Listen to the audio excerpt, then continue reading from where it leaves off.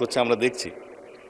উনি ওখানে বক্তৃতা বিবৃতিও দিচ্ছেন এবং বলছেন যে সংসদ তো সব তেল আছে সংসদে, বাইরে তেল নাই।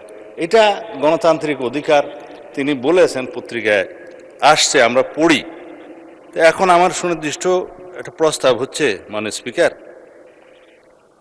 মুলতবি প্রস্তাব গ্রহণ করে সংসদের বৈঠক মুলতবি করে আলোচনার মতো এই বিষয়টি গুরুত্ব রাখে কিনা।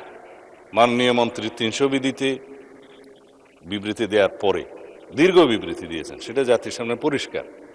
এবং আমাদের দেশে জ্বালানি তেল এবং গ্যাসের কোনো সংকট নেই, সেটা আমরা পরিসংখ্যান দিয়ে আমরা দেখিয়েছি, মাননীয় মন্ত্রী দেখিয়েছেন।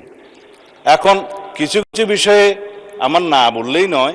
আজকে মাননীয় সংসদ নেতা বগুড়া সফরে আছেন, তিনি নেই। তার প্রত্যক্ষ নির্দেশনায় দেশবাসীর সুবিধার্থে যাতে দ্রব্যমূল্য বৃদ্ধি না হয়, জনজীবনে কোনো দুর্ভোগ না আসে, সেজন্য আমরা একটা টলারেবল মাত্রা পর্যন্ত এই জ্বালানি তেল এবং গ্যাসের মূল্য বৃদ্ধি হতে দেই নাই, সেটা মাননীয় প্রধানমন্ত্রীর নির্দেশনায়।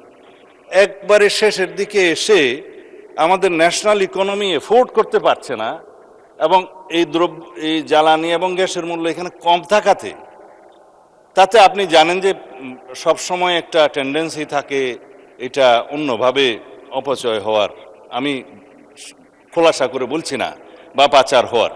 সেটা বন্ধ করার জন্য, একটা ডিসিপ্লিনে আনার জন্য আমরা জ্বালানি তেলের কিঞ্চিত মূল্য বৃদ্ধি করতে বাধ্য হয়েছে সরকার। তা এখন এই বিষয়ে কোনো সংকট নেই। সুতরাং আমি মনে করি মুলতবি রেখে সংসদের অধিবেশন এই আলোচনাটা করার প্রয়োজন নেই। তবে যেহেতু মাননীয় মাননীয় বিরোধী দলীয় নেতা বিষয়টি উত্থাপন করেছেন, আমি অনুরোধ করব আপনি দয়া করে 68 বিধিতে ওনাকে একটা নোটিশ দিতে বলেন। এখানে সংক্ষিপ্ত আলোচনার সুযোগ আছে, অ্যাকর্ডিংলি আপনি আপনার সিদ্ধান্ত দিতে পারেন। এই অনুরোধটা আমার পক্ষ থেকে থাকলো। ধন্যবাদ মাননীয় স্পিকার, এবং আমি ধন্যবাদ জানাচ্ছি মাননীয় বিরোধী দলীয় নেতাকে।